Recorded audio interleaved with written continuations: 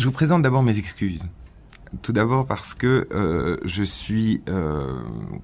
j'ai terminé ce texte il y a à peu près 1h30, ce qui signifie que je ne vais sans doute pas pouvoir le porter comme je l'aurais porté habituellement. Bien. Deuxième chose, c'est un chantier.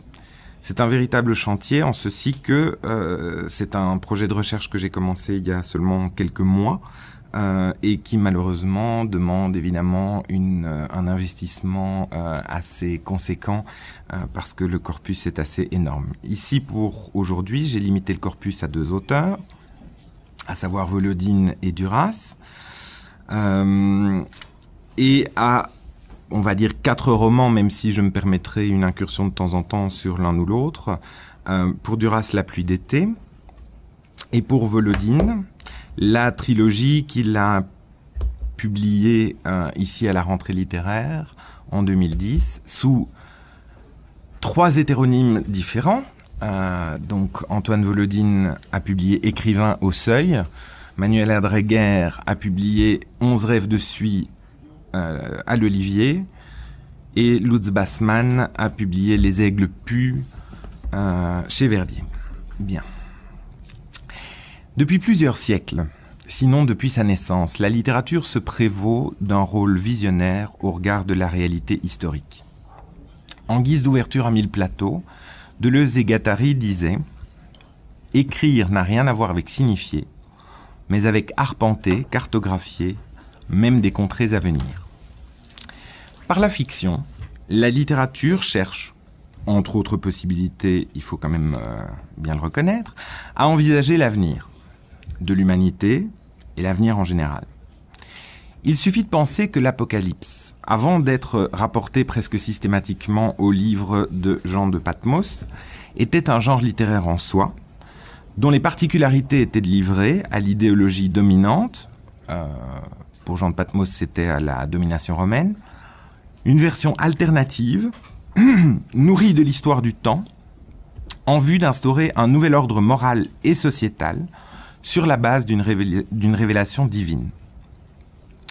La prophétie, qui est mon sujet, se tient donc à l'origine au croisement d'une inscription dans une doxa religieuse, ici pour le coup judéo-chrétienne, et d'une contre-culture visant à ébranler l'idéologie dominante. Le terme apocalypse signifie révélation ou plus étymologiquement dévoilement. Autant dire que du fait de l'enracinement judéo-chrétien de l'Occident, notre culture ne sépare pas le récit de la fin du monde de la prophétie qu'il annonce. On pourrait presque aller jusqu'à dire que du point de vue narratif, il s'agirait d'une seule et même chose. Aujourd'hui cependant, nul n'entend plus les oracles que rend encore la littérature, de manière sans doute plus aiguë depuis la Révolution française, j'y reviendrai tout à l'heure, sans doute parce que désormais la littérature est rangée au rang des loisirs bien inoffensifs. Mais ma question c'est, est-ce bien le cas ? La fortune actuelle des imaginaires de la fin et des annonces prophétiques ne peut pas tout à fait être détachée d'un sentiment latent de participer à un monde sur son déclin, ou du moins à une civilisation sur le déclin. À l'évidence, l'histoire du XXe siècle et du début du XXIe est remplie d'événements qui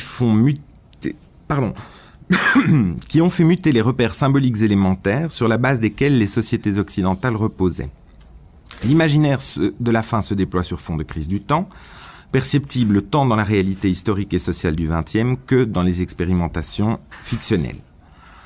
La configuration temporelle de ce que Bertrand, ici présent, ou Günther Anders, le philosophe polémiste autrichien, ont appelé le temps de la fin, repose sur une parole appartenant à ce qu'on pourrait appeler, c'est une formule que j'ai déjà utilisée pour parler de la question du suspens du temps, mais je trouve qu'elle est tout de même appropriée, l'envers du temps.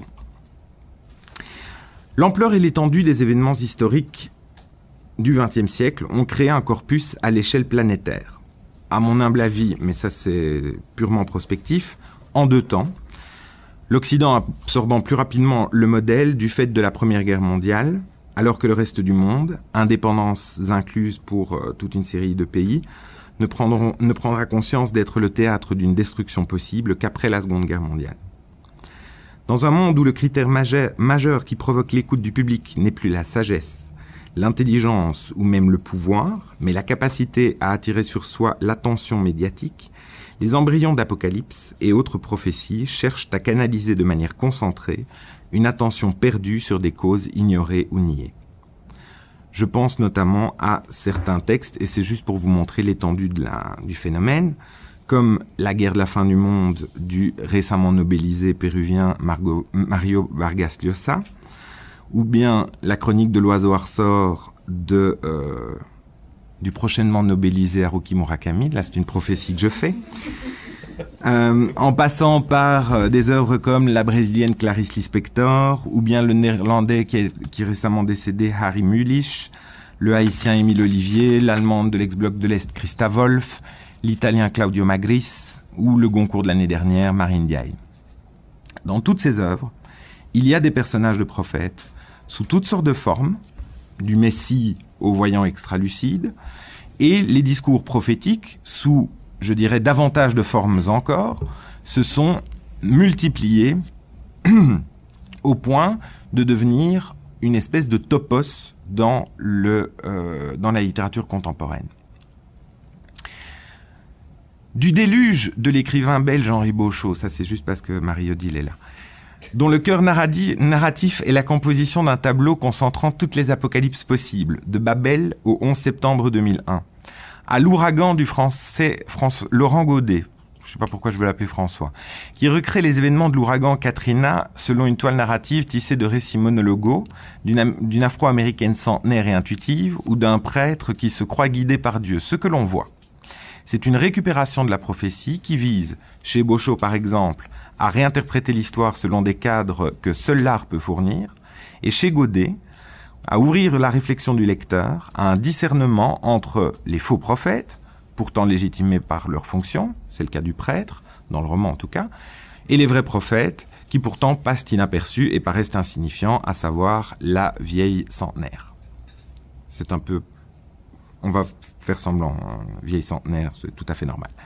Dans le cas de Beauchot, comme dans celui de Godet, les résonances temporelles se répercutent sur le plan de l'éthologie, et c'est ça qui m'intéresse. Chez Duras et chez Volodine, il en va exactement de même. Mais chez ces deux-là, l'utilisation de la prophétie et des personnages de prophètes engendre un système narratif qui va beaucoup plus loin, et c'est ce qui va nous occuper durant les quelques minutes qui restent. Donc, lors de la dernière rentrée littéraire, Volodine a créé l'événement, et malheureusement, il n'aura sans doute aucun prix pour cela, mais enfin bon, tant pis. En publiant ces 3 romans, qui ne sont donc pas publiés sous le nom de Volodine, mais qui ont quand même pour particularité, je ne sais pas si quelqu'un a lu les 3 romans ici. Non? Je suis en train de lire Écrivain. Oui, Écrivain vient d'arriver, les 2 autres, je ne sais même pas, ils sont arrivés à Montréal, là, mais c'est tout récent. Ça, je ne sais pas, moi je les ai achetés à Bruxelles, mais... C'est ça, moi je les ai pas vus. Bon, mais... Ils sont... Mais normalement, ils datent de fin août, hein, donc... Ouais, mais oui, mais... Donc, en fait, ce qui se passe, c'est que Volodine ne présente pas du tout qu'il est l'auteur des 3.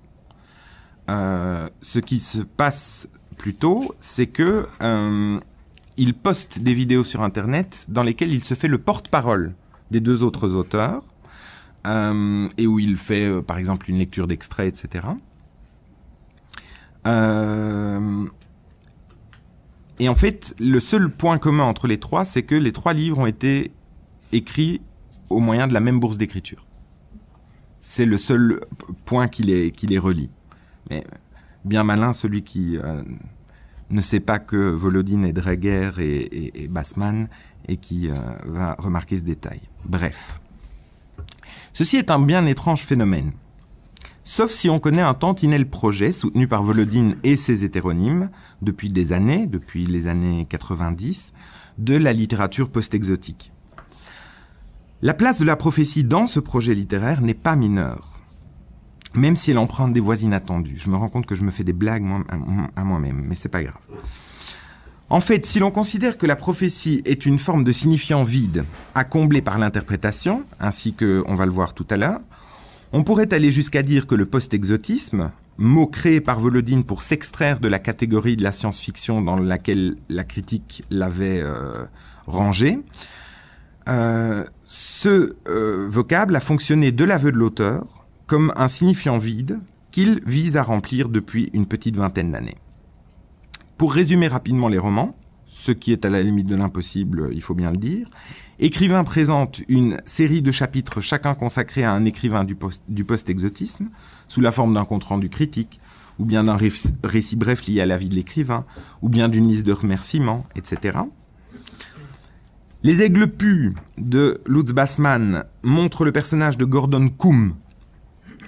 Je me rends compte que j'aurais vraiment dû amener une liste avec tous les noms, parce qu'ils sont tellement terribles chez Volodine.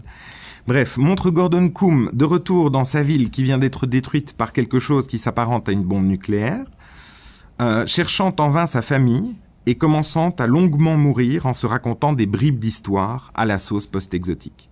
Dans 11 rêves de suie, l'on suit le parcours d'enfants déjà morts ou en instance de mourir, au sein du ghetto où le personnage de la mémé Olgold s'occupe d'eux et leur raconte les histoires d'une vieille éléphante nommée Martha Ashkarot. Ça ne s'invente pas, ou plutôt ça s'est inventé. Du côté de Duras, le constat est simple. Elle a, durant toute sa carrière littéraire, joué sur une posture octoriale de prophétesse.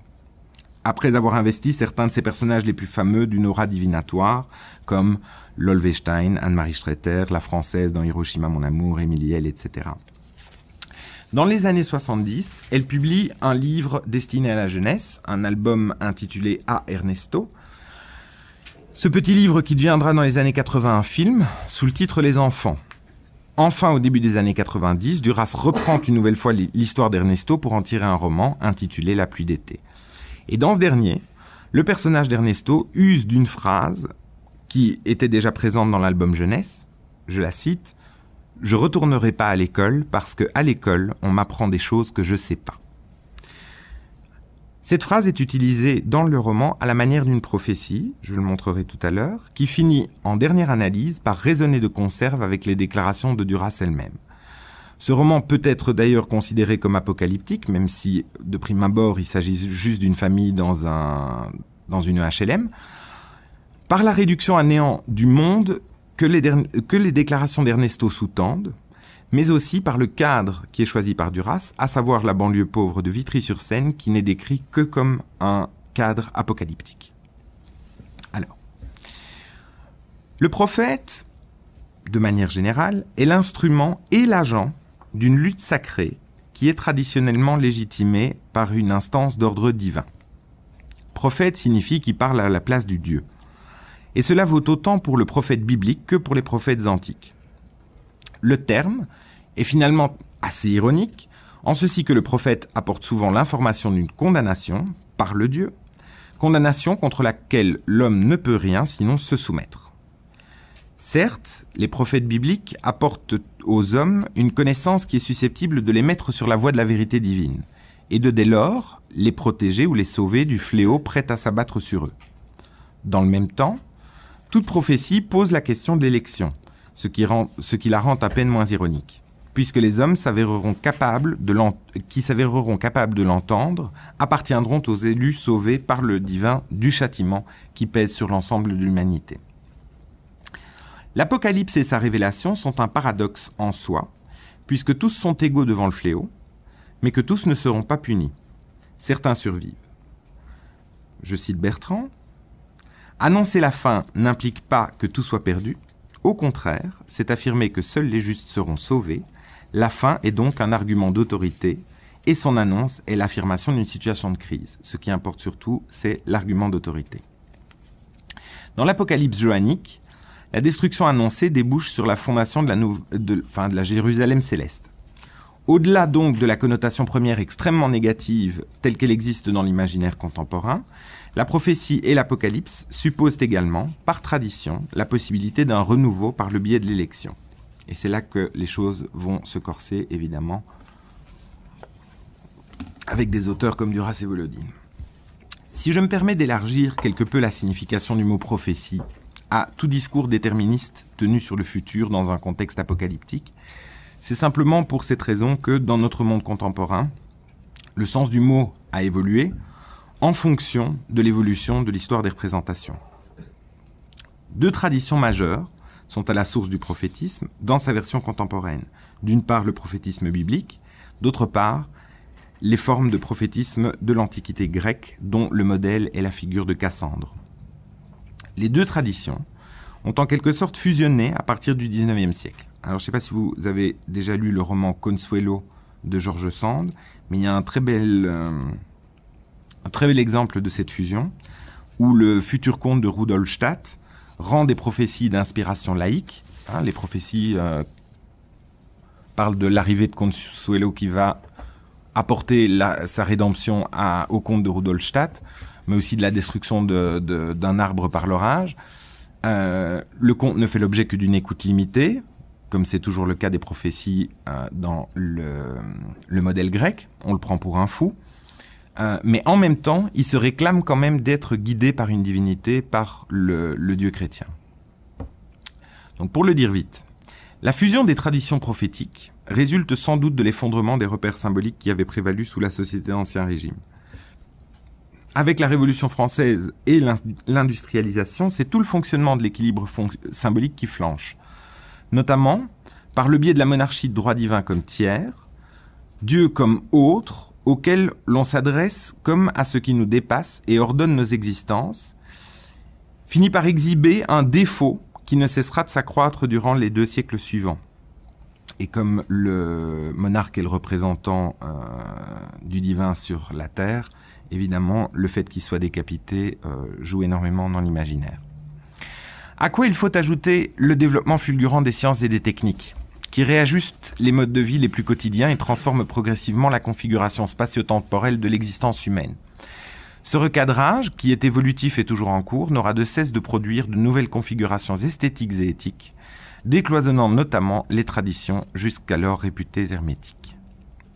C'est donc dans ce paysage que va revenir sur le devant de la scène la prophétie dans des formes nouvelles et en constante mutation depuis lors. La continuité où l'extrême discontinuité de la mutation provient bien entendu des événements historiques qui ont marqué les 2 derniers siècles, puisque nous sommes à une époque où plus personne ne peut avoir la certitude d'un savoir légitime et légitimé, et dès lors ne peut plus prendre les décisions qui s'imposent en matière de recherche scientifique, d'armement, d'environnement, de pollution, de croissance démographique, etc. La quête d'un discours défrichant la voie à suivre est donc devenue primordiale. D'aucuns sont en quête de ce discours dans les religions, d'autres dans les sciences, et les postures et positions de chacun finissent autant par devenir inconciliables que par se ressembler étrangement. Durant ce dernier siècle, la science, comme les dieux des religions monothéistes, est devenue l'irreprésentable même, non seulement dans ses inventions, de la bombe atomique au Big Bang, mais aussi dans son propre discours. Il est devenu extrêmement complexe de parler de choses comme la relativité, la physique quantique, de manière simple, en tout cas qui s'adresse à tout un chacun. De là découle le fait qu'il y a un fossé qui a besoin d'être comblé d'une manière ou d'une autre, qui fait qu'il va y avoir une interversion de propriété entre le discours prophétique et le discours scientifique. Pour qu'un pont puisse être adroitement jeté entre discours rationnel et discours intuitif, entre le phénomène concret difficilement préhensible et la représentation partagée, les origines traditionnelles de la prophétie ont subi cette mutation dont je parlais tout à l'heure. Dans les visions post-apocalyptiques que nous présente la littérature, plus rien ne va de soi. Tout nécessite un réapprentissage violent. Alors, je vais prendre l'exemple du cinéma parce qu'il est assez bien partagé à notre époque. Dans un film catastrophe à la Roland Emmerich, il y a toujours un scientifique qui annonce la fin du monde et qui donc joue un rôle de prophète.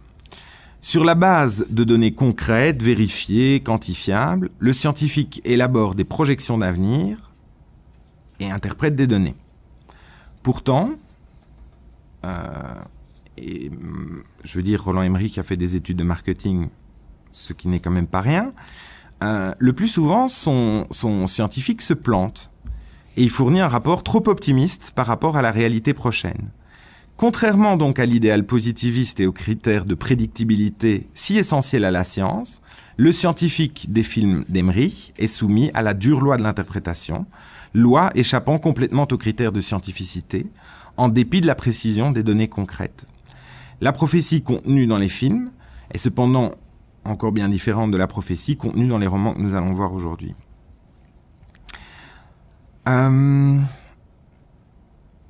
Oui, je prends donc une citation de Duras qui me paraît assez intéressante, mais qui va dans le sens de ce que j'apporte. « L'écrit, c'est maintenant et c'est tout le monde. La science, c'est seulement quelques-uns. La science dans ses ordinateurs, ça devient personne. Tandis que l'écrit, c'est toujours tout le monde. C'est la forêt des premiers âges quand la parole se léguait, comme maintenant l'écrit. » D'un autre côté, la technologie moderne nous éloigne toujours davantage des réalités premières et primaires de l'existence. Le contact avec la terre, la nourriture, etc., tout ça n'est plus immédiat, n'est plus jamais immédiat. Dès lors, la fragilité humaine a augmenté considérablement ces 200 dernières années.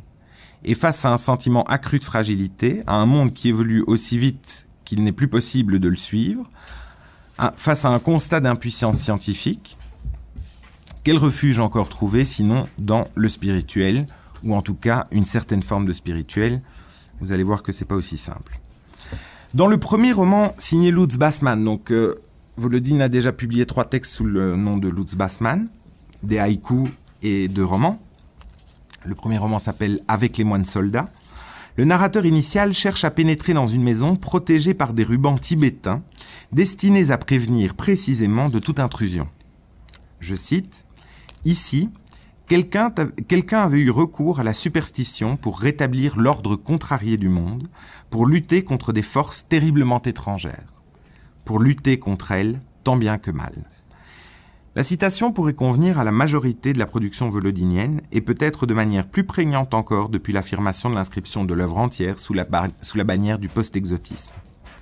En effet, dans les mondes détruits et post-apocalyptiques décrits par les récits de Volodine et de ses hétéronymes, la superstition semble avoir récupéré la place qu'occupe la science depuis environ 2 siècles en Occident.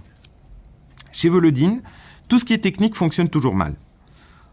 Ça va du magnétoscope aux techniques les plus de pointe.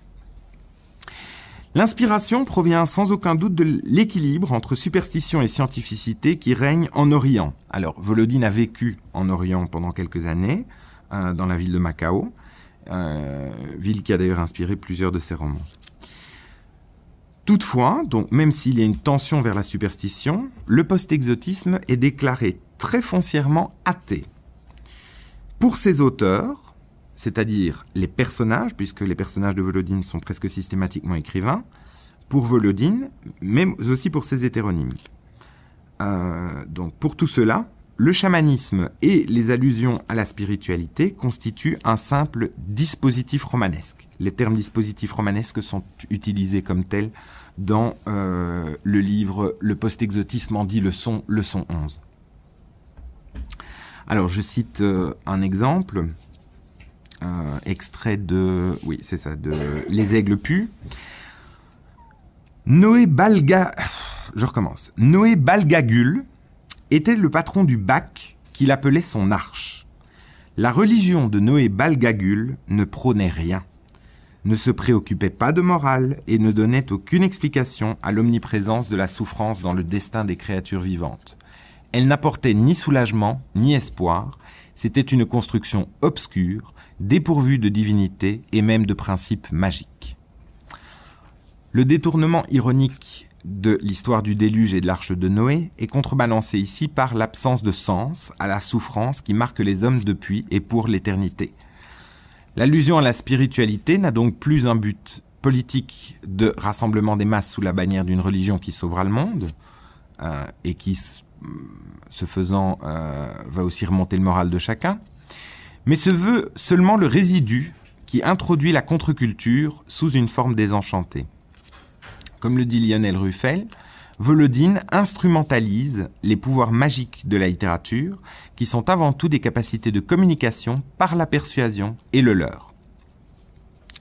L'usage du bardo Tedol, je ne suis pas sûr de la prononciation, vu que je ne connais absolument pas le tibétain, donc qui est le livre des morts tibétains, dans les œuvres de Volodine, est à cet égard extrêmement éclairant, en ceci que, dans le post-exotisme en dit leçon 11,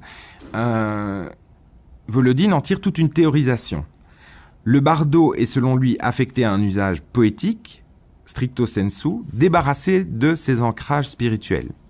Cependant, il charrie très nettement la même charge qu'une prophétie apocalyptique, puisqu'avec lui, l'échec équivaut à la renaissance.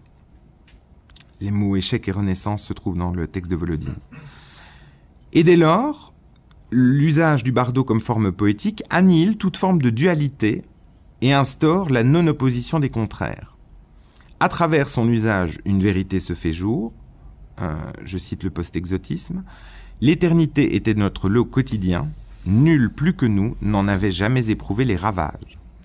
Autrement dit, l'éternité n'est plus le bienfait suprême tel qu'il était promis dans les apocalypses et dans l'apocalypse de Jean en particulier, mais bien une malédiction qui pèse sur tout un chacun.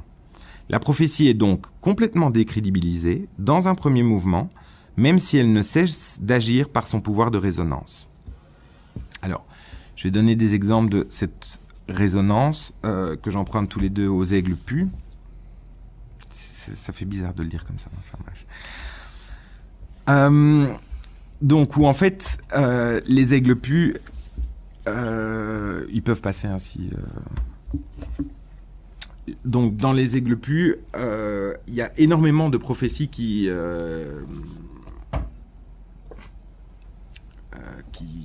apparaissent et qui ont un effet sur les personnages, non pas immédiat, mais plutôt de résonance, c'est-à-dire que l'action ne va pas être bouleversée par l'énonciation de la prophétie, comme ça pourrait être le cas, comme c'est le cas dans le cinéma par exemple, mais au contraire, il y aura plutôt une forme de résonance qui va venir faire muter en quelque sorte l'éthos des personnages.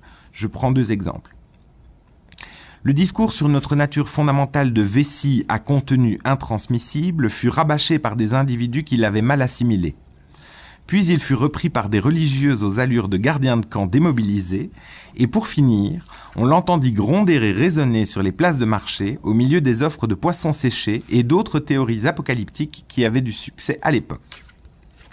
Autre exemple, j'avais rêvé que sur le champ de foire, déguisée en femme malpropre, une magicienne anarchiste s'adressait à moi, me prenait la main et m'attirait dans des broussailles pour m'embrasser. Une fois les embrassades terminées, elle me confiait une peau de belette qu'il fallait agiter 7 fois 49 minutes sous la lune si l'on voulait rejoindre la révolution mondiale et assister enfin à l'avènement d'une civilisation égalitariste. Ce rêve m'avait fait une forte impression.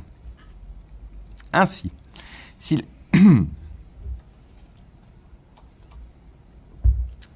Il est vraiment temps que je dorme, moi. Ainsi, si la littérature peut être considérée comme la radiographie des représentations imaginaires et des ressources symboliques d'une époque, elle met en scène le paradoxe propre à notre temps qui veut que la même force humaine, son savoir rationnel et technique, augmente les menaces autant qu'elle augmente la responsabilité de l'homme face à ces menaces. À l'opposé des époques précédentes, la possibilité d'une apocalypse ou de sa prévention relève intégralement de la responsabilité humaine. C'est, je veux dire, de la bombe atomique jusqu'à l'écologie, quoi. Or, la question de la responsabilité et de la décision consciente de l'homme quant à son devenir s'enracine précisément dans le prophétisme qui fonde la culture occidentale. C'est ce que dit Max Weber. Si la Première Guerre mondiale avait fait dire à Paul Valéry que les civilisations humaines étaient brusquement devenues mortelles, dès les années 40, ont paru des textes philosophiques fondateurs qui ont remis sur le métier ce même questionnement.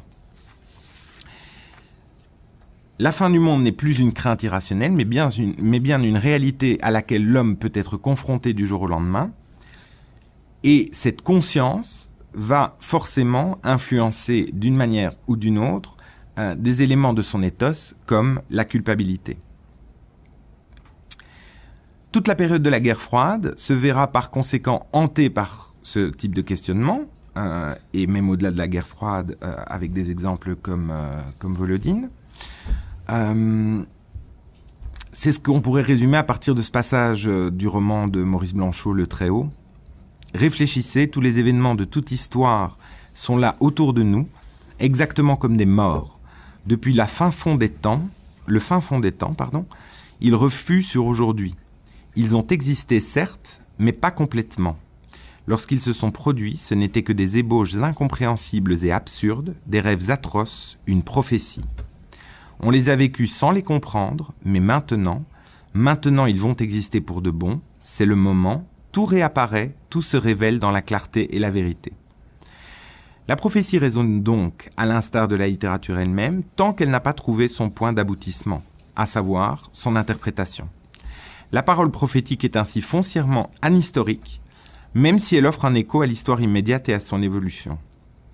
La fin des grands récits qui avaient été proclamés par Lyotard ne supprime pas la question de l'eschatologie, mais elle en déplace les coordonnées.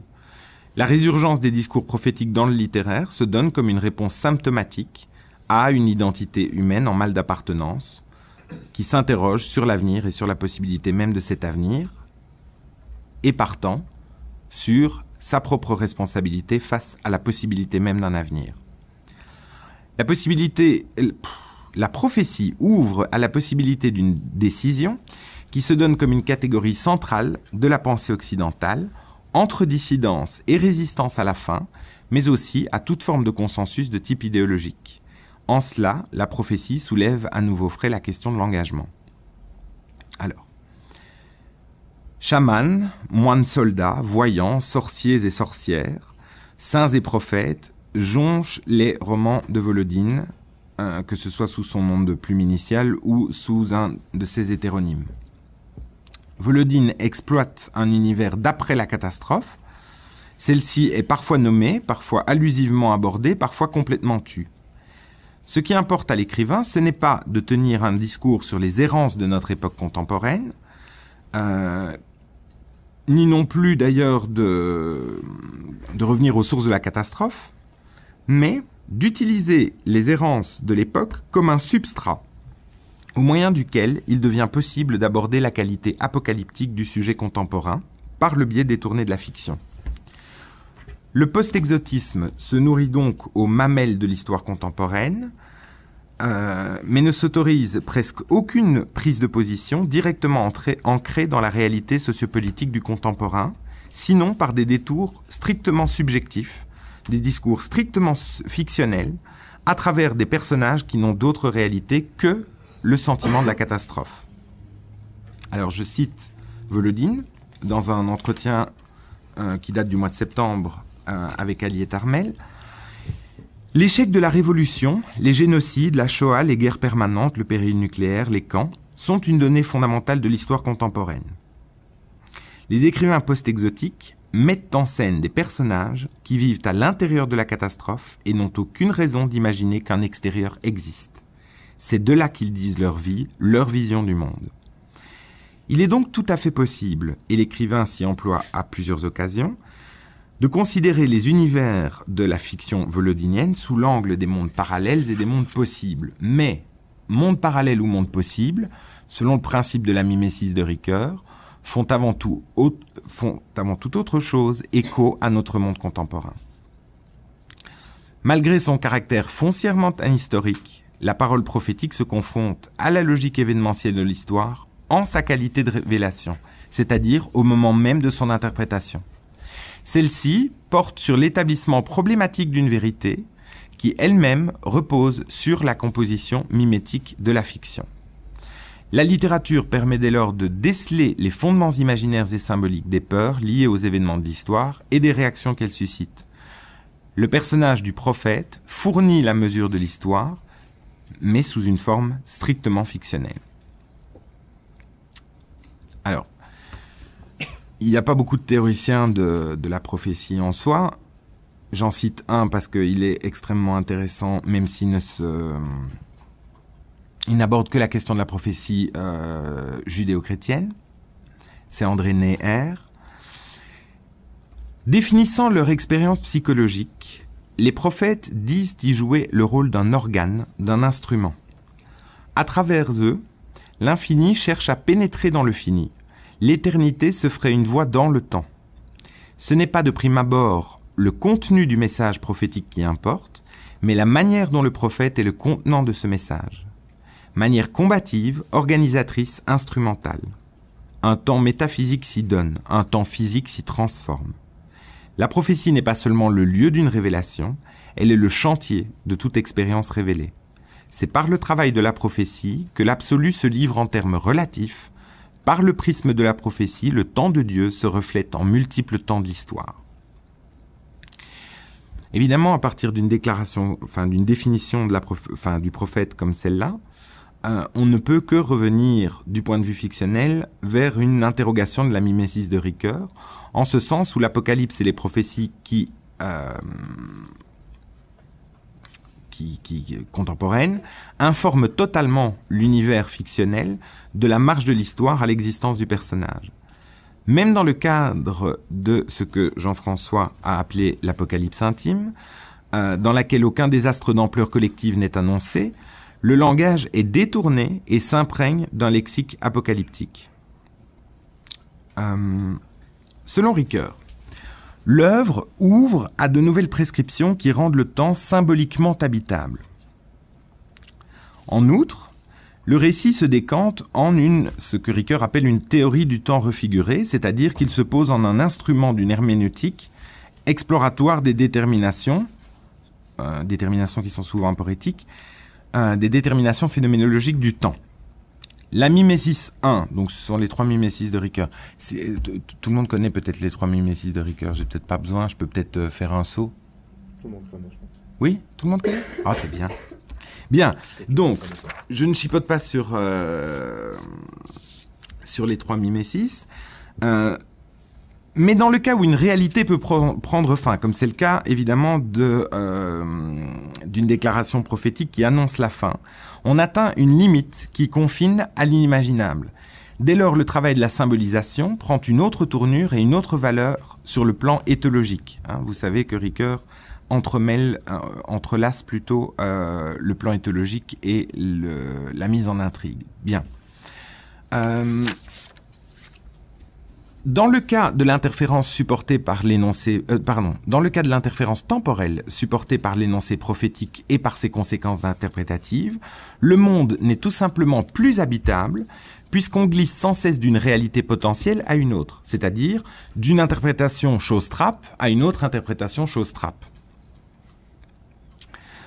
Ce mécanisme détient un effet sur la conception éthologique du personnage, puisque dans ce cas-là, la question de l'élection ne peut plus avoir lieu sur des fondements clairs et indiscutables, mais dépend intégralement de la voie interprétative.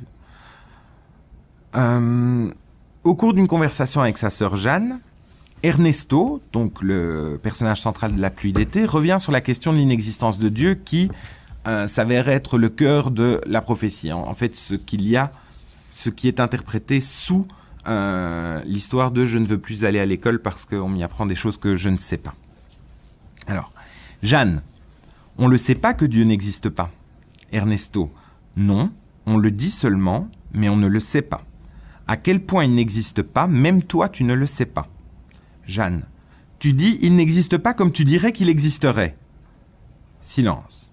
Ernesto, qu'est-ce que tu as dit? Tu as dit comme s'il existerait. Jeanne, oui. Silence. Ernesto, non. Jeanne, tu as dit Dieu n'existe pas comme une fois tu avais dit Dieu il existe. Silence. Jeanne, si c'est possible qu'il n'existerait pas, alors il est possible qu'il existe. Ernesto, non. Jeanne, comment il existerait alors s'il n'existe pas? Ernesto, comme partout dans le monde, comme pour toi et comme pour moi.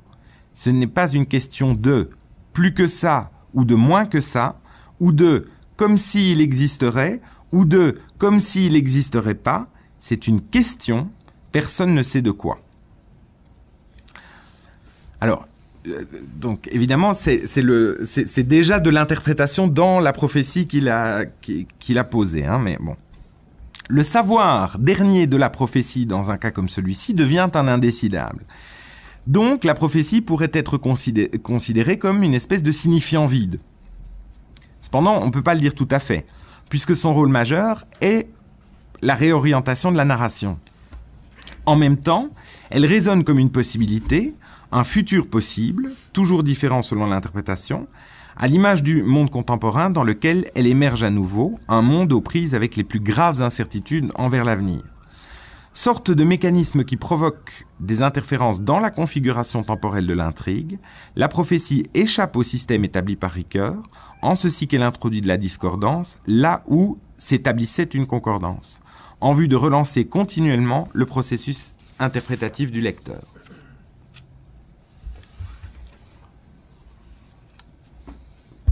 Bref, pour le dire un peu vite, parce que je ne vais pas rentrer dans tous les détails techniques avec Ricoeur, mais en gros, si vous avez déjà lu Ricoeur, vous savez que c'est un écuménique. Il essaye toujours de faire en sorte que tout finisse par être archi-lisse et que la concordance prenne toujours le pas sur la discordance. Hein. Bon, même s'il appelle ça la concordance discordante ou la discordance concordance, peu importe. Ce qui importe, c'est qu'il essaye toujours de rétablir une espèce de continuité et de faire en sorte, en fait, de ramener le discours littéraire à un discours extrêmement plat, un discours qui ne fait pas de vagues. Or, ici, c'est l'exact inverse qui se passe, puisque le mécanisme de la prophétie rompt le cercle herméneutique de Ricoeur en empêchant la clôture de la signification. Et c'est dû à la labilité de la prophétie, telle qu'elle apparaît dans le récit, en tout cas sur ces 50 à 60 dernières années, et peut-être encore davantage sur ces 25 dernières années, mais enfin ça c'est une question qui reste à débattre, parce qu'elle reconduit la question de sa signification et de son inclusion dans le mécanisme économique de l'intrigue. Alors, bien sûr, vous allez me dire, la prophétie, c'est un discours, et de ce fait, il est tout à fait logique qu'elle soit soumise à la logique de l'interprétation. Cependant, cette interprétation pouvant complètement bouleverser le sens même du contenu, enfin du contenu de la prophétie, je veux dire, comment passe-t-on de je veux plus aller à l'école parce qu'on m'apprend des choses que je ne sais pas, à l'inexistence de Dieu, eh bien justement, en fait, c'est précisément parce que elle bouleverse, si vous voulez, la logique rationnelle. Bien. En même temps, elle est supposée apporter un savoir supplémentaire qui, dans un premier temps, est toujours rejeté. Ça, c'est ce qu'on pourrait appeler le complexe de Cassandre. L'énoncé de la prophétie, ensemble avec les interprétations qu'elle peut susciter, peut remettre en jeu l'ensemble du sens et de l'orientation temporelle du livre. Elle est un argument d'autorité, précisément en ceci qu'elle peut être investie de multiples interprétations et par son insistance être révisée aussi souvent que possible. C'est exactement pour la même raison, être un argument d'autorité, qu'elle n'est pas écoutée. C'est précisément parce qu'elle vient poser quelque chose de manière catégorique. Et c'est là qu'on voit à quel point les traditions bibliques et grecques se rejoignent, mais de manière aporétique, puisque la prophétie est la loi, c'est l'énonciation de la loi, la prophétie biblique, et en même temps, c'est la loi qui est, dans un premier temps, toujours refusée, c'est la malédiction de Cassandre. Alors, André Neher, dont je parlais tout à l'heure, à partir du prophétisme judaïque donc, rappelle que l'origine de la prophétie n'est pas seulement la connaissance révélée du futur, mais bien un discours qui dévoile l'absolu et répond à la nostalgie d'une connaissance, en l'occurrence la connaissance de Dieu. Mais comme toute nostalgie, elle ne trouve aucune contrepartie, pas même dans la reconnaissance des signes qui tendent vers l'avenir. Dieu, catégorie vide qui supporte la connaissance dans son absoluité, n'est plus nécessaire à partir du moment où l'on accepte la nostalgie pour ce qu'elle est, et c'est à partir de ce moment-là qu'il devient possible d'écouter la prophétie. Au-delà de la référence divine donc, il y a une leçon à tirer valable pour la littérature contemporaine de cette catégorie vide qui cherche à se faire constater. Et c'est en quoi les exemples de Volodine et Duras m'intéressent en particulier. Alors, les personnages archétypiques de prophètes se caractérisent par un mode discursif propre plutôt que par une étopée ou une prosopographie, donc les histoires de portraits. Sauf peut-être pour la question de la folie qui est souvent associée à la figure du prophète. Alors, 4 traits, le plus souvent combinés, peuvent signaler le discours et ou le personnage prophétique. D'une part, une poétique spécifique. Ensuite, la reconnaissance intuitive des signes de l'avenir. Le problème, évidemment, c'est la question de l'interprétation, c'est-à-dire que si l'interprétation pose problème, il devient difficile de reconnaître les signes de l'avenir. Donc, il faut pouvoir s'appuyer sur autre chose. Ensuite, la résistance face aux événements à venir. Et enfin, la réticence de l'auditoire.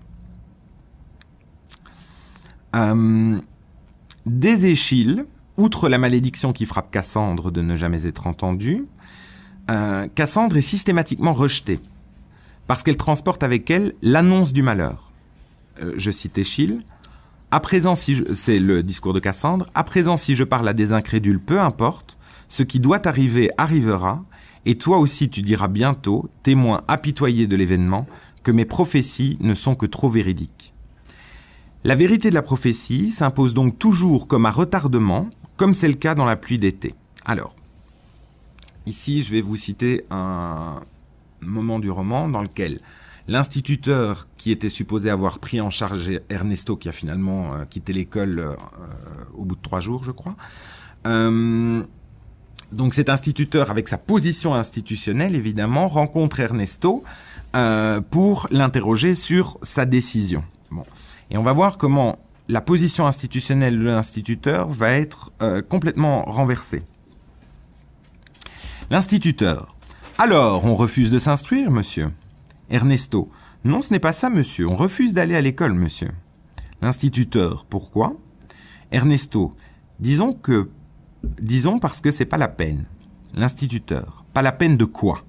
Ernesto. D'aller à l'école. Ça ne sert à rien. L'instituteur. Vous, monsieur Ernesto, vous n'avez pas eu besoin de l'école pour apprendre. Ernesto. Si, monsieur, justement. C'est là que j'ai tout compris. À la maison, je croyais aux litanies de mon abruti de mère. Puis à l'école, je me suis retrouvé devant la vérité. L'instituteur. À savoir? Ernesto. L'inexistence de Dieu. Long et plein silence. Et c'est là que, lors de ce long et plein silence, tout est bouleversé. L'instituteur. Le monde est loupé, monsieur Ernesto. Ernesto, calme. Oui. Vous le saviez, monsieur? Oui. Il est loupé. Sourire malin de l'instituteur. L'instituteur. Ce sera pour le prochain coup.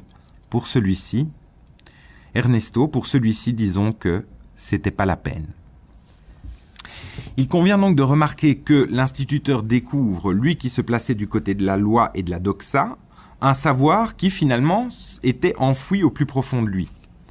À partir de ce moment d'ailleurs, l'instituteur viendra traîner à Vitry au milieu des enfants, les frères et sœurs d'Ernesto, qu'il finira d'ailleurs par adopter à la mort des parents. Il demeurera quelque temps des scories de raison dans le discours de l'instituteur, mais peu à peu, ces scories finiront par disparaître. C'est le schéma de la prophétie, à savoir que la prophétie ne dépend pas seulement de la révélation faite au prophète et par le prophète, mais de sa révélation et de l'usage qui est fait de sa révélation. Dans la majorité des cas, le savoir de la prophétie influence l'action de telle manière que, alors que tout est mis en œuvre pour l'empêcher de se réaliser, elle finit par se réaliser. Et on voit bien comment ici, l'instituteur a été submergé au-delà de sa position institutionnelle.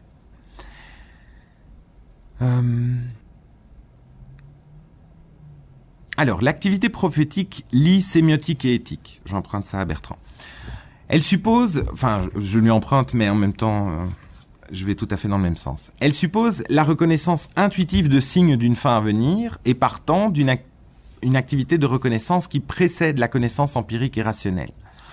Le mécanisme de la reconnaissance prophétique suppose une mémoire d'événements qui ne sont pas encore advenus. La mémoire de l'avenir que suppose la prophétie a ceci d'étrange que c'est une mémoire qui ne résulte d'aucune expérience. C'est un savoir qui vient de nulle part. Le prophète ne peut pas avoir vécu ce qu'il annonce. Il ne peut l'avoir fait, sauf éventuellement dans des films ou des livres de science-fiction où le voyage dans le temps est possible. L'Apocalypse, personne ne l'a jamais vécu, nul ne peut se réclamer d'en avoir jamais fait l'expérience.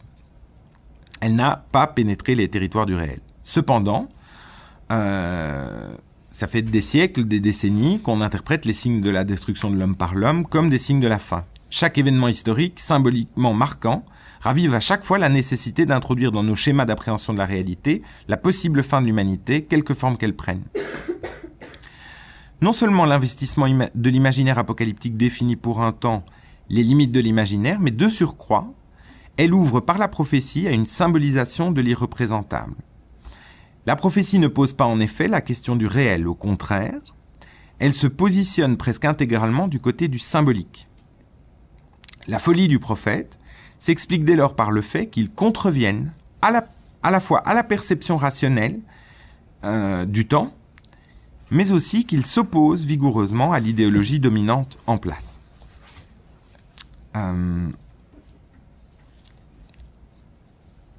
Alors, je reprends Échille. Il n'est pas de médecin qui puisse porter remède à ma prédiction. Toujours Cassandre. Autrement dit, il n'existe aucun pharmacone pour faire taire la vérité. Cette réplique pose la contre-culture comme porteuse de davantage de vérité que la culture dominante, parce qu'elle pose à neuf la question du sens, qui s'est perdu dans l'habitude de ne plus interroger le réel par le symbolique. Dans Écrivain, Volodine démontre à quel point le refus de reconnaître la vérité est inscrit dans les habitudes des hommes. Je cite un bout de phrase. « Si elle, une grand-mère, critiquait amèrement les conditions de son quotidien, elle refusait d'en tirer la conclusion que le système avait tout raté, que le système était fondamentalement mauvais et que l'avenir du système était son écroulement. » Dès les années 50, Duras affiche une forme particulière de pessimisme. Dans Hiroshima, mon amour, sur les ruines de la ville japonaise, se dresse un amour improbable entre une Française et un Japonais. Je suppose que vous connaissez le film ou le livre, ou les deux. L'idéal, c'est toujours les deux. Alors, le Japonais affirme qu'il ne peut y avoir de témoignage relatif à une destruction si totale comme Hiroshima. Tandis que la Française, elle, se réclame d'un savoir intuitif, prophétique, qui fait de son discours une espèce de témoignage, justement, de cette impossibilité de témoigner. Mais elle témoigne aussi de l'avenir de l'humanité, en affirmant aux Japonais avec une certitude inébranlable, ça recommencera. Alors, je cite le texte brièvement. « Écoute-moi, je sais encore, ça recommencera. 200 000 morts, 80 000 blessés, en 9 secondes, ces chiffres sont officiels, ça recommencera. Il y aura 10 000 degrés sur la terre, 10 000 soleils dira-t-on, l'asphalte brûlera, un désordre profond régnera, une ville entière sera soulevée de terre et retombera en cendres. » Je suis désolé, j'ai pas du tout ni la voix magnifique, ni le ton d'Emmanuel Riva. J'espère que vous me pardonnerez. Duras considérait Hiroshima comme le plus grand événement du XXe siècle. Ex aequo avec les camps, mais enfin, bon. Cet événement au cœur de la guerre froide promettait en effet de se reproduire. Mais de là à s'arroger le pouvoir d'annoncer avec conviction la reproduction à l'identique d'Hiroshima, il y a une marge. Or, c'est la marge que la Française franchit, puisqu'elle adopte une posture de prophétesse, quitte à voir son discours rejeté comme celui de Cassandre, ou à se voir traité de folle, ce que le Japonais ne s'empêche pas de faire. Dans un monde fondé sur la preuve matérielle et l'expérimentation scientifique, le discours intuitif ou visionnaire n'a pas sa place, à moins de faire l'objet d'une démonstration concrète. Pardon. Or, ici, c'est pas le cas. Ce qui se passe par contre, c'est que la prophétie insiste dans l'ordre du symbolique pour faire sens. Elle insiste pour faire sens. La prophétie se résout donc en argument d'autorité, en ceci qu'elle peut être investie de multiples interprétations et par son insistance être révisée aussi souvent que possible. C'est exactement pour cette raison donc qu'elle n'est pas écoutée, comme je l'ai dit tout à l'heure.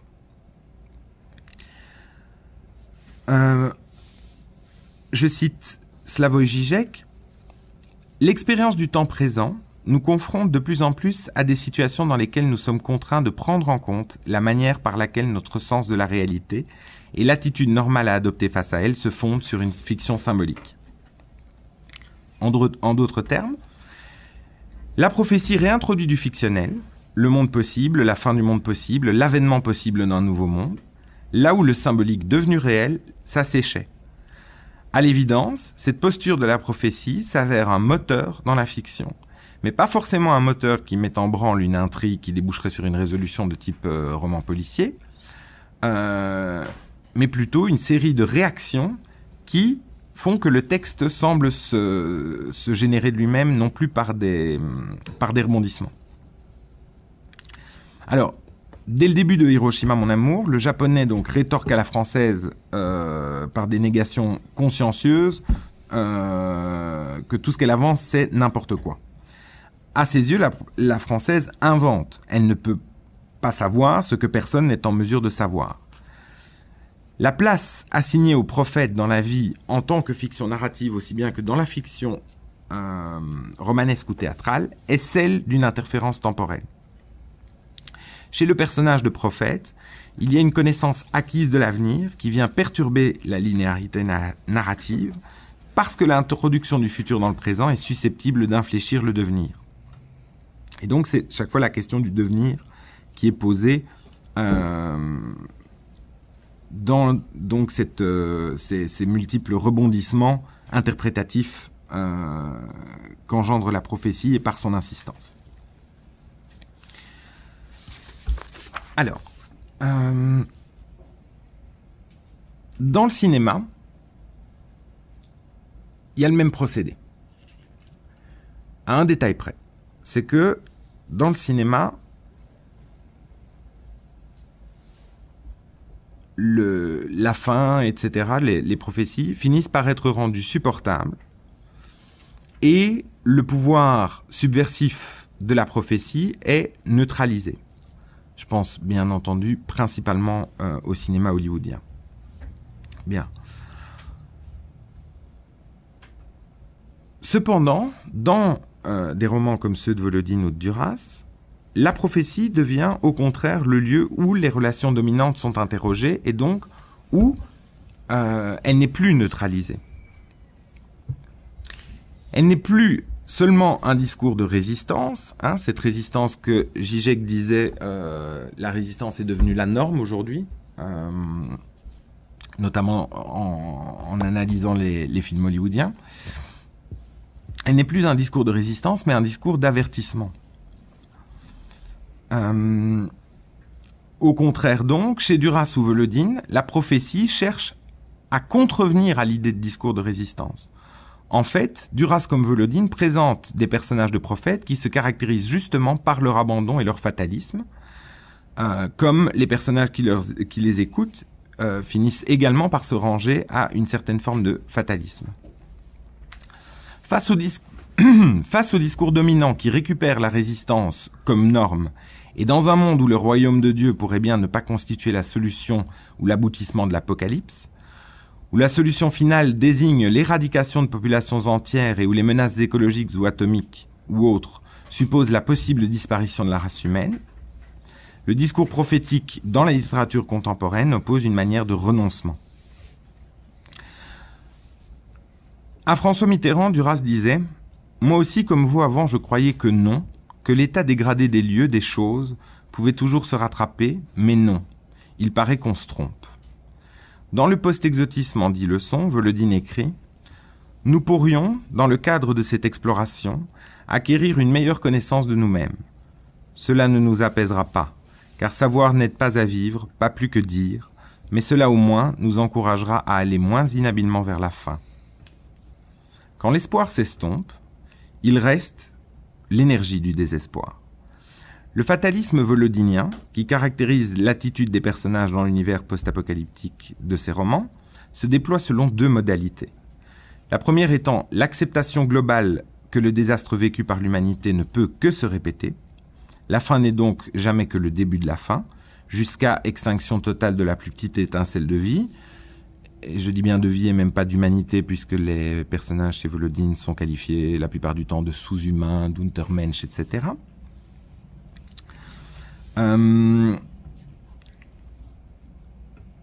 La seconde modalité concerne le réflexe de lutte, totalement désenchanté, qui anime encore les personnages. Ils se savent condamnés d'avance, par le pouvoir en place, par la destruction massive,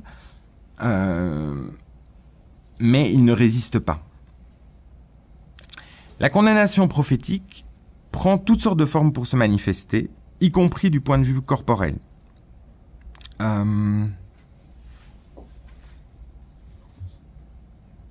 Oui, en fait, c'est là que le corps devient, chez Volodine également, un instrument prophétique. C'est-à-dire que le corps est condamné par une maladie, et en fait, la maladie finit par devenir une prophétie à lire. Je vous donne juste un bête exemple. À une vitesse foudroyante, le mal avait rendu son visage désagréable à contempler, et même monstrueux. Sa peau se fissurait, une rosée sanglante perlait aux lèvres de ses blessures, et par endroits, des taches cartonneuses apparaissaient et s'étendaient, dessinant sur sa physionomie une carte géographique du monde, où les continents imaginaires promettaient à leurs habitants dégradation, lignification et mort. Bien. Donc je disais tout à l'heure que à la condamnation répondait d'une certaine manière l'énergie du désespoir, ce que Duras aurait appelé la voix gaie du désespoir, puisque comme par un réflexe moteur incontrôlable, les personnages ironisent sur leurs propres espoirs ou croyances, qu'ils savent vouer à l'échec inéluctable, mais qu'ils continuent de soutenir, autant que cette foi continue également à les maintenir en vie. Dans 11 rêves de suie, le jeune narrateur s'enthousiasme par exemple pour la Bolscho Pride, fête contestataire des habitants du ghetto, sur un modèle qui bien sûr, vous l'aurez compris, associe Gay Pride et défilé bolchevique. Au début du roman, cette fête, qui est appelée à très mal se terminer, on en est averti des premières lignes, concentre les espoirs de la population parce qu'elle fait l'objet d'une prophétie au moyen de l'astrologie judiciaire. Je cite. « À ce que nous comprenions, la grande manifestation aurait un caractère plus euphorique encore que d'habitude. Nos astrologues, en effet, avaient calculé que nous ne nous trouvions plus qu'à 100 ans exactement du déclenchement de la Révolution mondiale. 100 fois 12 petits mois de rien du tout. Et dans les villes, sur tous les continents, les camps se videraient, l'insurrection égalitariste volerait de victoire en victoire, les pauvres prendraient leur destin en main. Ainsi le prédisaient nos légendes rouges depuis la nuit des temps. » Alors, cet exemple-là, de prophétie heureuse d'une certaine manière, qui est assez rare chez Volodine, est un modèle de cynisme. Puisque le délai des 100 ans, en gros, ça apparaît comme une durée ridiculement infime, et pourtant ça masque la réalité que aucun des personnages vivants à ce moment-là ne pourra la vivre. Donc, la prophétie de la Bolscho Pride n'est en soi qu'un leurre, un miroir aux alouettes, destiné simplement à relancer le mouvement de solidarité de la manifestation.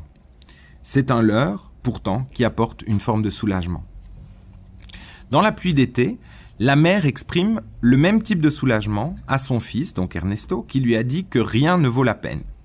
Je cite, « Ernesto, ça m'a appris beaucoup ce que tu disais l'autre soir, que c'était pas la peine. Ça m'a fait beaucoup de bien. La désolation, elle est plus douce. Et puis la solitude, elle est plus naturelle en fait. » Aux préceptes d'Ernesto répondent les principes éducatifs que l'on trouve également chez Volodine. Je prends un autre exemple chez Lutz Bassmann. Marussia Vassiliani mettait de l'ordre dans nos images. Elle nous expliquait le monde, les systèmes qui le régentaient, la lutte des classes et l'échec de la révolution mondiale. Et elle nous aidait à accepter la défaite et l'absence totale d'espoir individuel et collectif. Si un tel désenchantement peut paraître a priori complètement déprimant, j'en conviens, il n'en est rien. Le principe à l'œuvre est le même dans le roman de Manuela Draguer, où la perspective du malheur fait justement surgir un apaisement ou une joie irrationnelle. C'est donc l'exact inverse qui se passe, c'est que plutôt que d'être complètement déprimant, ça fait surgir de la joie.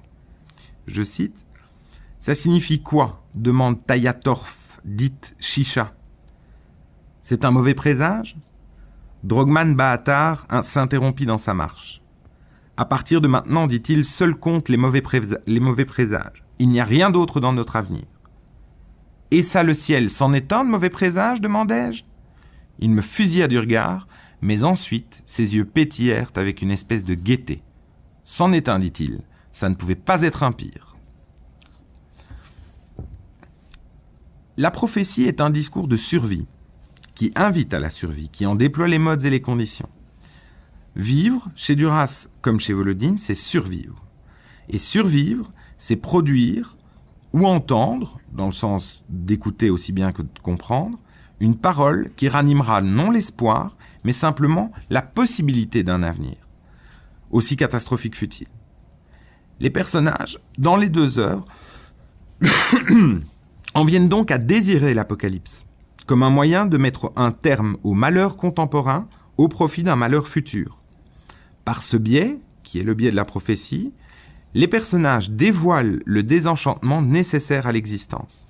La prophétie ne réenchante pas le monde, ni ne promet la Jérusalem céleste, mais débusque une conscience accrue de la réalité dissimulée sous les oripeaux d'une société organisée, soi-disant pour le bonheur de tous. Ainsi, dans la pluie d'été, le monde, autrement dit les gens, les êtres humains, sont considérés aussi bien arriérés qu'intelligents sans le savoir. Je cite, « La mer, c'est fou ce que le monde il est arriéré, des fois on sent combien, oh là là !» Ernesto, « Oui, mais des fois il l'est pas arriéré, oh non, oh là là !»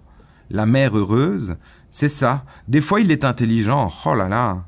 Ernesto, « Oh oui, l'est à un point, il le sait même pas. » Le désir d'apocalypse peut être comparé au geste rageur de l'enfant qui détruit ce qu'il a construit, qui regrette son présent, tout comme le passif vierge de toute création. Lorsque Ernesto décide d'abandonner l'école parce qu'on lui apprend des choses qu'il ne sait pas, il s'oppose à la structure organisée de la scolarisation et donc à une certaine doxa. Mais son attitude n'est pas uniquement une attitude de refus, puisqu'il continue à apprendre à la sortie des écoles, puis dans les universités. Il en passe par la chimie, la philosophie, pour aboutir à la conclusion qui était déjà tout entière contenue dans son injonction prophétique, à savoir que le monde est loupé, que Dieu n'existe pas, etc. Très tôt dans le roman, il est question de cette sorte d'intelligence qui le caractérise et qui le confine aux yeux des autres personnages du côté de l'irrationalité et de la folie. C'est bien... Pardon. Chez Duras, la folie a toujours été célébrée sous l'angle d'un savoir extraordinaire, mais c'est aussi le cas chez Volodine. Je prends un exemple de nouveau dans Les Aigles Pus. Batko Mouradiaf n'était pas véritablement un malade mental, mais sa sainteté s'accompagnait de prophéties ordurières, teigneuses, qui l'apparentaient aux pensionnaires des asiles. Le personnage de prophète se caractérise aussi bien par la folie que par le rejet dont son discours fait l'objet, et par sa fonction sacrée, parce qu'il est éminemment sacrifiable, n'étant qu'un instrument, un pion sur l'échiquier divin. Mais comme on l'a vu précédemment, si la structuration prophétique s'enracine dans les spiritualités, la spiritualité ne légitime plus vraiment des discours littéraires qui se proclament athées. De surcroît, le cœur de la prophétie d'Ernesto touche à l'inexistence de Dieu, qui pourtant est supposé légitimer le discours prophétique. Dans le cas de La pluie d'été, si vous avez lu le roman, c'est un livre religieux qui légitime le discours d'Ernesto. Donc il lit un livre alors qu'il ne sait pas lire. Donc il ne sait pas lire, mais il lit un livre. Et ce livre est justement troué. Et le livre qu'il lit, c'est l'Ecclésiaste, c'est-à-dire le livre où il y a la formule que Duras répétera à l'envi jusqu'à la fin de sa vie, « Vanité, tout est vanité, poursuite du vent ». Bien, donc en fait, ici, le cœur de la chose, c'est justement un cœur vide. Donc que ce soit l'inexistence de Dieu, que le livre troué qui va révéler à Ernesto la prophétie.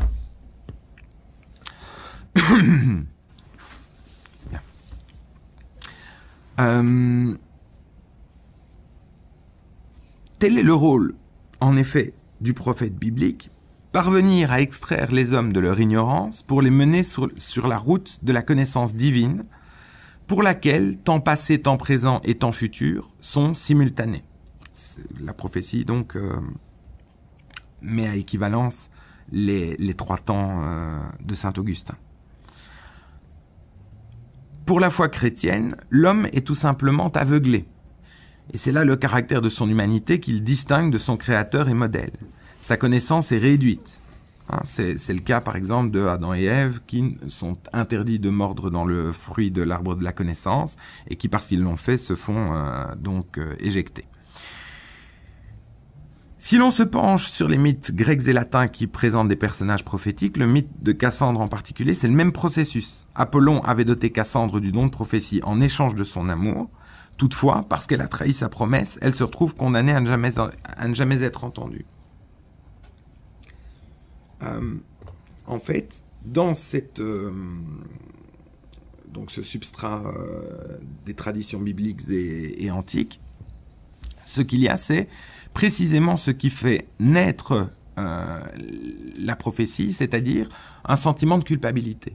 Il y a une faute qui est commise, et donc la prophétie naît de cette faute. Ici, c'est l'exact inverse qui se passe, c'est-à-dire que la prophétie va naître de nulle part, mais va amener le sentiment de la faute. Alors, je prends le texte de la pluie d'été, si la voix me le permet. L'instituteur. Comment savez-vous, monsieur Ernesto, l'inexistence de Dieu? Ernesto. Je ne sais pas comment on le sait. Comme vous, peut-être, monsieur. L'instituteur. On apprend comment dans votre système si on n'apprend pas? Ernesto. En ne pouvant pas faire autrement, sans doute, monsieur. Comment ça se passe? Il me semble que j'ai dû le savoir une fois, puis j'ai oublié. Le cas de Maria 313, j'invente pas le nom, hein, c'est dans Écrivain de Volodine, est tout aussi frappant. Je prends l'exemple. Et soudain, sans avoir eu à fouiller dans sa mémoire, elle se souvient d'un de ses tout premiers textes. Et aussitôt, elle est frappée par son caractère prémonitoire. Entre la situation absurde qu'elle y décrivait et ce qu'elle est en train d'affronter, les points communs abondent. D'une part, la mémoire du futur s'est discrètement inscrite dans le passé, au moyen d'un récit maladroit de l'adolescence vite oublié par Maria 313.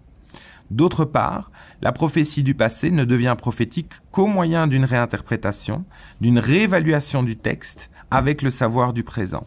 Et ce qui se passe au moment où Maria 313 fait cette découverte donc d'un texte qu'elle a écrit et qui s'avère prophétique, elle est précisément devant des juges. Bon, qui l'accusent de quelque chose qu'elle ne comprend pas. Bien. Donc, et la redécouverte du texte de Genèse inspire et légitime à la fois une conférence qu'elle va prononcer devant ses juges, conférence qu'elle réclame évidemment du post-exotisme. Son œuvre prophétique devient dès lors la clé de l'engagement de Maria 313 dans le mouvement de la littérature post-exotique et la poutre de soutènement de son vain combat, puisque de toute façon elle sait qu'elle est condamnée. Le savoir d'Ernesto, celui de Maria 313, crée un véritable trou de sens et une aporie dans la gestion narrative. Ce savoir est sans origine aucune, du moins sans origine consciente et maîtrisée par le personnage. C'est là une qualité prophétique, mais en même temps, il vient bouleverser complètement l'équilibre mimétique, brisant la concordance temporelle et abolissant la continuité de l'éthos du personnage. Bien. Je sais pas depuis combien de temps, je parle déjà depuis longtemps, non? Ça va. 6 minutes, 15 minutes.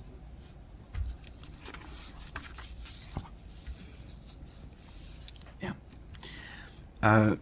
Je prends un exemple dans celui-là, 11 rêves de suie.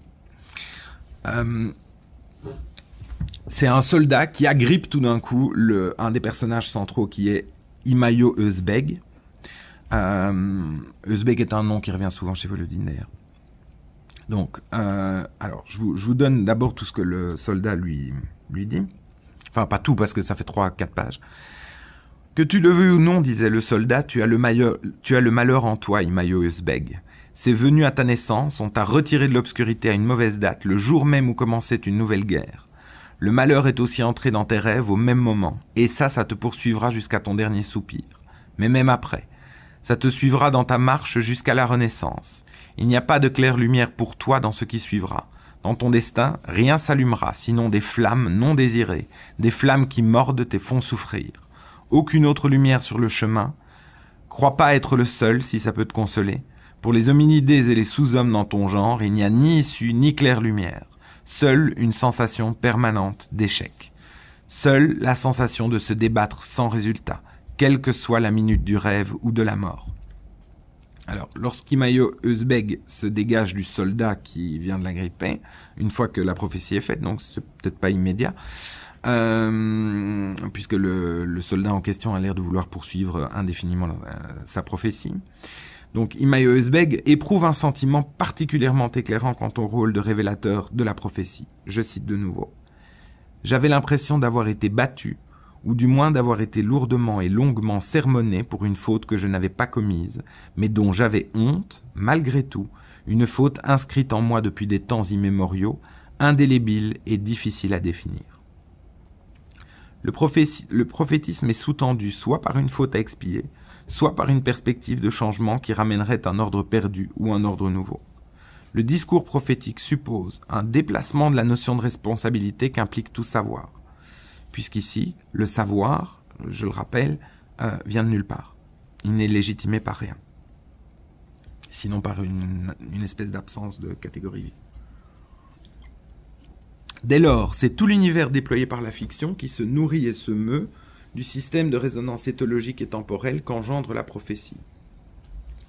Alors, selon Lionel Ruffel, qui s'inspire de Louis Marin, à propos de Volodine, l'univers post-exotique est clos, mais en expansion. Cette expansion est assurée en grande partie par la diffraction et la multiplication des discours qui le fondent. Ce sont là ces utopiques, qui sont tout à la fois des figures discursives d'espace et des lieux de discours.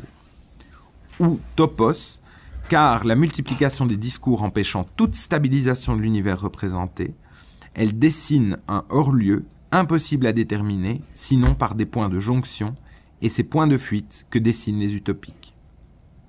D'aucuns parleraient donc d'utopie négative, et il faut peut-être leur rendre raison, puisque la prophétie chez Duras et chez Volodine ne charrie plus la promesse d'une Jérusalem céleste, mais au contraire, la promesse d'un effondrement global, sans suite,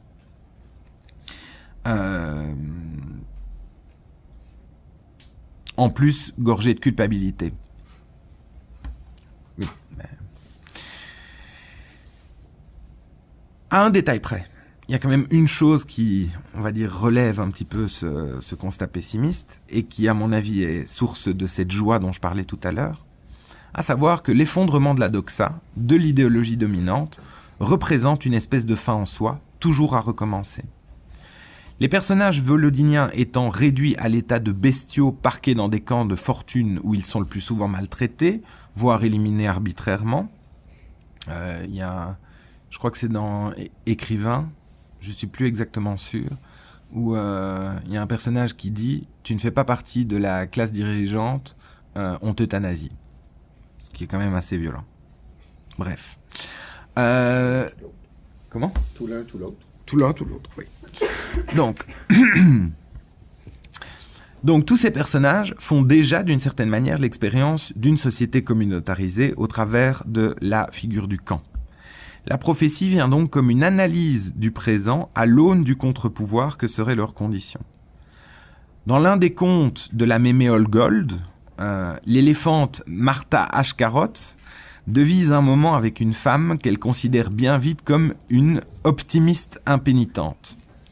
Qualité que l'éléphante finit par trouver désirable parce qu'elle fonde la possibilité du réflexe communautaire. Je cite.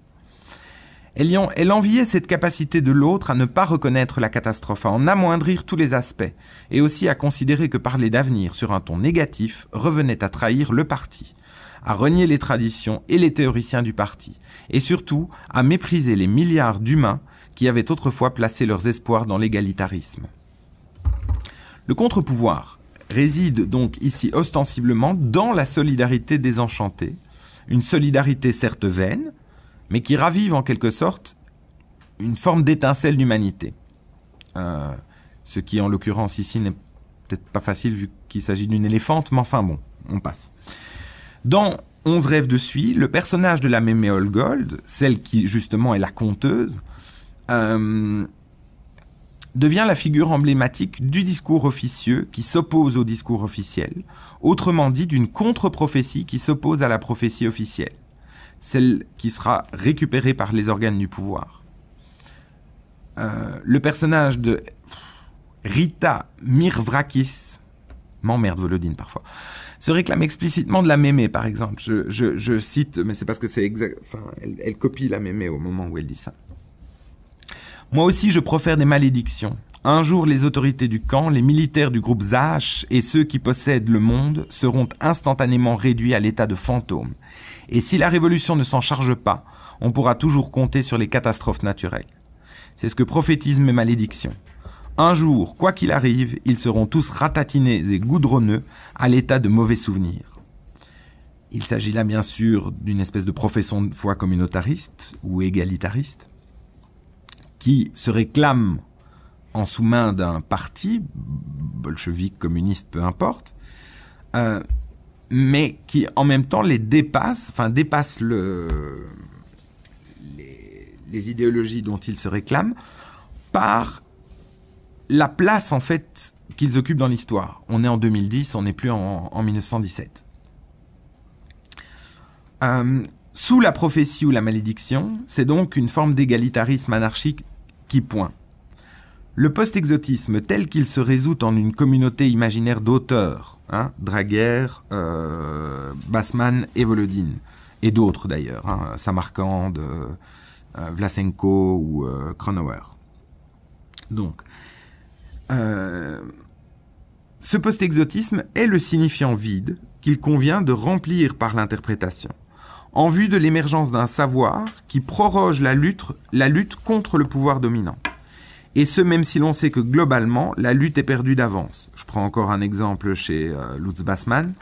Il y avait à côté une famille entière, des misérables plus ou moins humains, comme ici il en abonde, et en quelques minutes le ciel s'est couvert d'aéronefs magnifiques, énormes, ne craignant pas de se déplacer lentement, puisque nous ne pouvons pas les abattre, puisque nous n'avons que nos malédictions pour nous opposer à eux, et que nos malédictions ne les atteignent pas.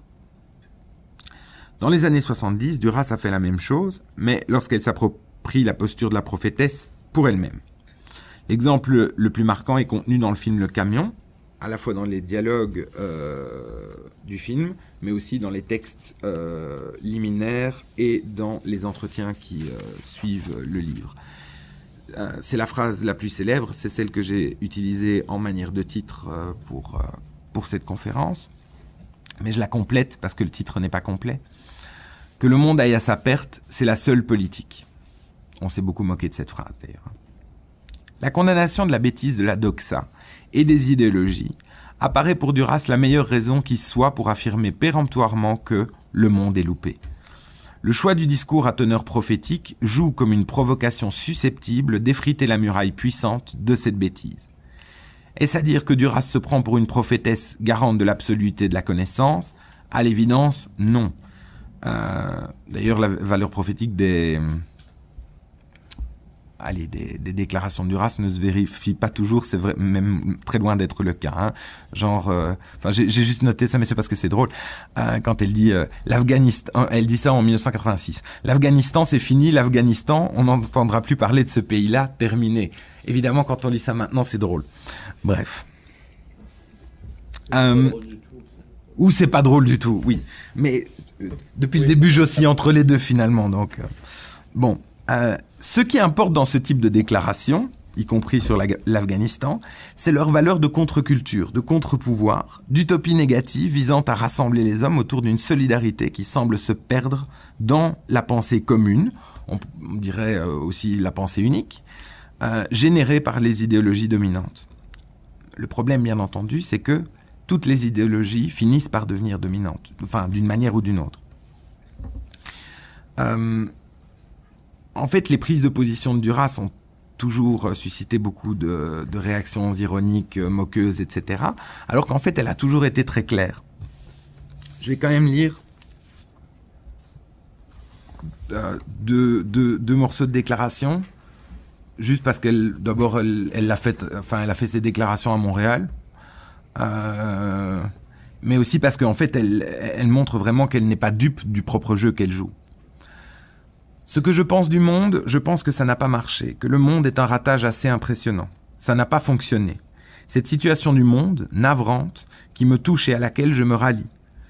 Je n'ai pas cette espèce d'idéalisme européen des premières décennies du XXe siècle, 1910, 1920, quand on faisait des guerres pour sauver l'honneur national, etc. C'est une des époques les plus tristes du monde qui a été vécue là. Mais au contraire, je trouve que dans cette désespérance qui est commune, enfin commune au monde entier, qui atteint aussi bien le tiers-monde que les intellectuels de France ou du Québec, il y a une nouvelle fraternité.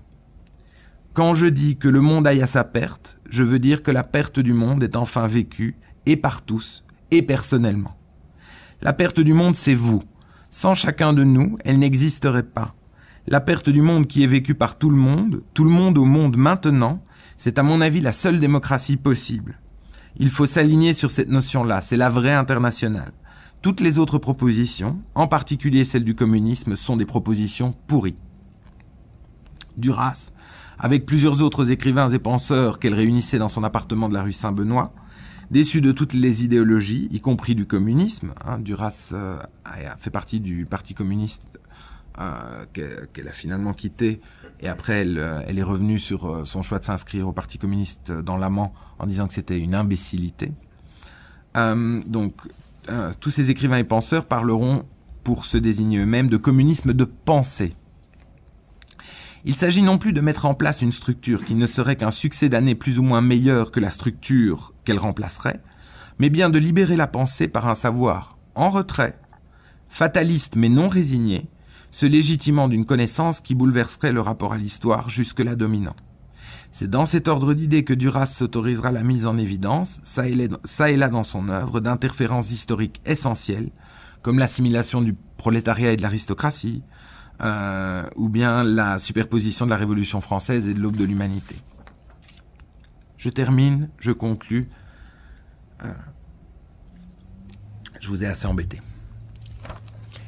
Le fait que la prophétie tende peut-être davantage vers le mythe de Cassandre de nos jours résulte sans nul doute du fait que nous vivons dans une époque cruellement tyrannique, où l'homme est son propre pire ennemi, puisqu'il est l'instrument de sa propre destruction.